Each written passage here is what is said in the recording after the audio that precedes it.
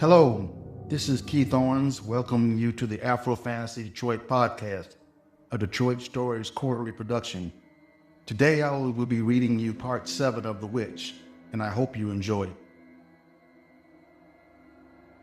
Phantasma's eyes caught fire in their sockets as she rose from her full mothering position on the couch, both hands firming themselves in the hardened balls of flesh and bone as they planted one on each hip. Then her neck began to work. Ellis James, let me tell you something, and you better hear me the first time, because if there gotta be a next time, then I can promise it ain't gonna be any kind time you will appreciate, you hear me? Ellis was no longer regarding his daughter with horror, or even paying her much attention. Instead, he had resumed the uncomfortably familiar posture of confrontation with his wife that had become standard procedure several times a week for the past 3 years of their marriage, ever since their son, Ellis Jr., Donatella's baby brother, had died in his crib early on a Saturday morning from an unknown disease. Ellis cut his light brown eyes down to slits, to where their color, the color that had made him so irresistibly attractive to Phantasma all those many forgotten years ago, was barely noticeable. He grinned in a way that resembled a laughing Jack more than it did anything close to a smile. Ain't gonna be a next time, fam. You ain't gotta worry about that one bit. All you got to do is do what I say, and you get to sit your ass back down before I knock you through that wall and rattle those rotten-ass teeth out of your head. Fuck with me and see how much I'm playing. Far from any consideration of backing down, Phantasma flashed a Halloween pumpkin grin of her own before daring to take 2 taunting steps forward. They both knew deep down it wasn't any remnant of love or kindness that kept them together after all these years, but rather a mutually cherished and nurtured resentment, which enabled them to at least keep feeling something. It may not have been lovemaking, but it was the best they could do anymore. Donatella had seen this macabre dance far too many times for one so young, to the point where she had gone blind to it all, even when it was happening right in front of her. Sometimes she would chart an escape route around her parents to her tiny bedroom at the end of the hall.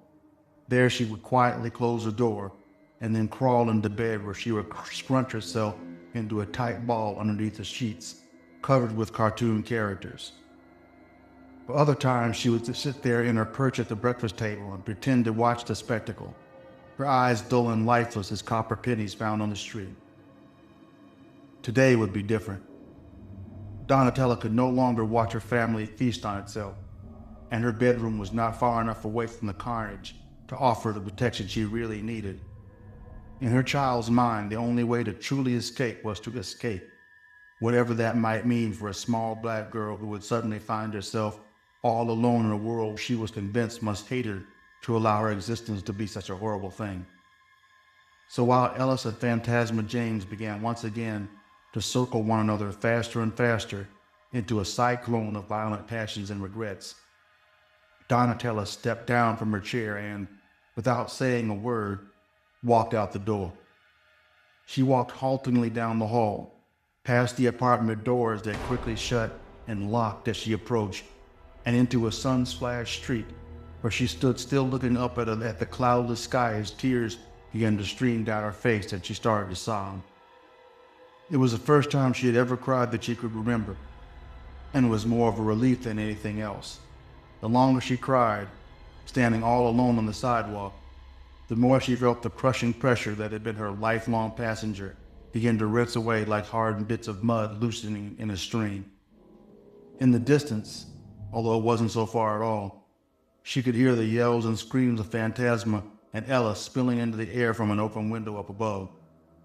She started to turn, but then changed her mind, because to look back was to go back, and Donatella was not going back, ever.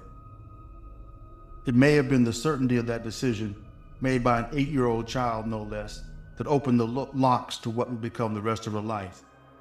After what felt like days of tears, but was probably no longer than 5 minutes.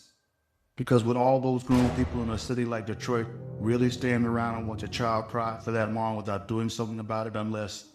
Wasn't she that child who, Donatella gathered herself, like someone much older, then blinked twice, hard. Hi. The small, bright voice, sounding like bells ringing in a soft wind, came from her right.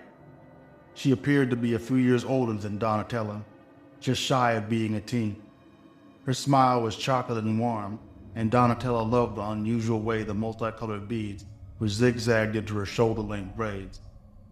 Her eyes were black, almost too black, which made the white pearls of her teeth seem to flash. "Hi," she said again, this time taking a step closer and leaning forward, one eyebrow raised semi-comically. She grinned, and Donatella grinned back. The girl extended a hand.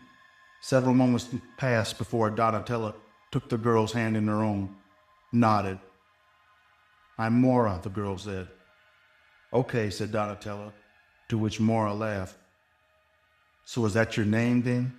Your name is okay?" Well, that's it for today. Thanks for joining me, and I hope you enjoyed this reading of The Witch Part 7.